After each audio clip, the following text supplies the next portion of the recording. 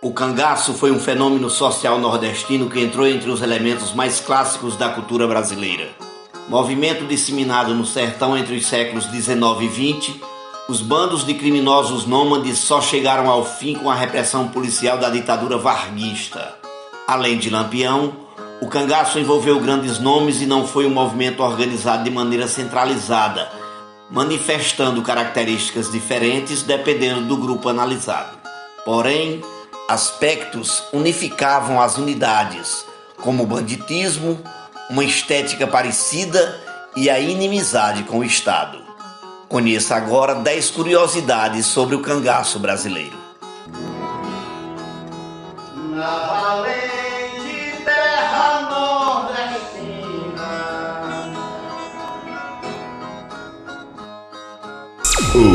Relação com os coronéis. O período imperial, assim como o início da República, foi marcado pela negligência do Estado em relação ao sertão. Isso teve como consequência direta o aumento da violência e a falta de fiscalização das leis no Nordeste, causando uma espécie de soberania dos poderes regionais dos mais ricos. Mesmo na época em que a região nadava em lucros, com a crise do algodão gerada pela Guerra Civil Americana, o sertão e o agreste mantinham-se marcados pela violência. Em combate a esse cenário, o Império criou o título de Coronel da Guerra Nacional, aumentando o poder desses grupos econômicos com hegemonia. Acima da lei, muitos desses coronéis se tornaram inimigos dos cangaceiros, que os combatiam em nome dos mais pobres, mesmo que muitos como Corisco e Lampião tivessem amizades entre os coronéis e se aproveitassem dessa desigualdade. Com isso, nasceu uma guerra entre poderes paraestatais.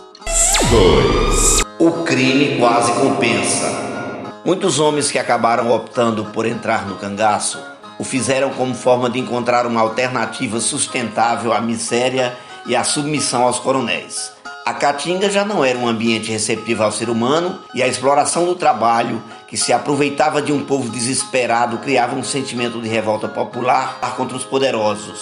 A violência do cangaço não era necessariamente um atrativo, mas como a maioria dos coronéis e polícias também tinham as armas na frente da boca na hora de abordar os populares, o senso de justiça pessoal costumava gritar mais alto que o medo da guerra. Além disso, a bandidagem oferecia, na visão deles, benefícios, riquezas, bens, liberdade e respeito. 3. Frieza e sangue. Entre os cangaceiros, a violência e o sangue eram aspectos recorrentes. O vermelho era uma das cores mais comuns da vida de um bandoleiro e a agressividade se tornou parte da identidade desses grupos. Um dos exemplos clássicos disso eram as execuções por sangramento, violentas e econômicas, hediondas e que exigiam o estômago dos bandidos. Nessas atividades, um punhal era usado para realizar cortes em pontos virtuais de vítimas, fazendo necessária uma frieza inestimável. As execuções muitas vezes eram acompanhadas de torturas. O desenvolvimento da subjetividade dessas pessoas, portanto, era bizarramente conturbado, muitas vezes gerando homens sádicos ou desregulados. Como consequência estranha, ao mesmo tempo em que essas pessoas eram frias e sanguinárias, também são comumente relatados como risonhos, animados e cantarolantes. A morte já fazia parte do dia a dia. A música era muito comum entre os bandos. 4. Opiniões polêmicas. Como era de se esperar de um fenômeno tão complexo, o cangaço divide opiniões. Muito antes de Lampião ser fotografado por Benjamin Abraão, os cangaceiros eram seres quase lendários da caatinga. A maioria deles, não só nos dias de hoje, eram amados e odiados ao mesmo tempo, vistos como Robin Hoods tropicais por uns e como assassinos sem pudor por outros. Era difícil não gerarem ao menos uma opinião. Lampião mesmo era visto como um bandido inescrupuloso pelas volantes, mas tinha contatos entre sertanejos, coronéis e até na Igreja Católica. Ao mesmo tempo, até hoje se discute se os cangaceiros eram bandidos que não mereciam a fama que tinham ou se realmente prestavam um serviço válido ao povo pobre do sertão. 5. O escudo ético. Entre os populares que viam nos cangaceiros uma atitude moralmente justificada, havia uma distinção significativa entre um bandido e um membro do cangaço. Afinal, o crime por si só ainda era visto negativamente. Por mais mal que um cangaceiro poderia causar, ele ainda era visto por muitos como melhor que um assaltante comum, devido a um escudo ético que os protegia na visão dos mais pobres. Segundo essa noção, a atitude dos bandidos do cangaço era justificada pelo compromisso com a expropriação das riquezas dos poderosos, fazendo justiça contra as estruturas de opressão. Como afirma Câmara Cascudo, o sertanejo não admira o criminoso, mas o homem valente. 6. As volantes eram treinadas como eram os cangaceiros. Por muito tempo, a polícia era infinitamente inferior, em termos de poder militar e estratégia, ao preparo e à valentia dos bandoleiros. Com agilidade, furtividade e armas com chumbo até os dentes, esses cangaceiros eram treinados para vencer os policiais. Então, como resposta a essa situação constrangedora, os estados do Nordeste criaram forças policiais especiais treinadas com base nas formas de ação dos próprios cangaceiros. Muitos desses volantes, inclusive, eram ex-bandidos que, vendo vantagens financeiras, mudaram de lado.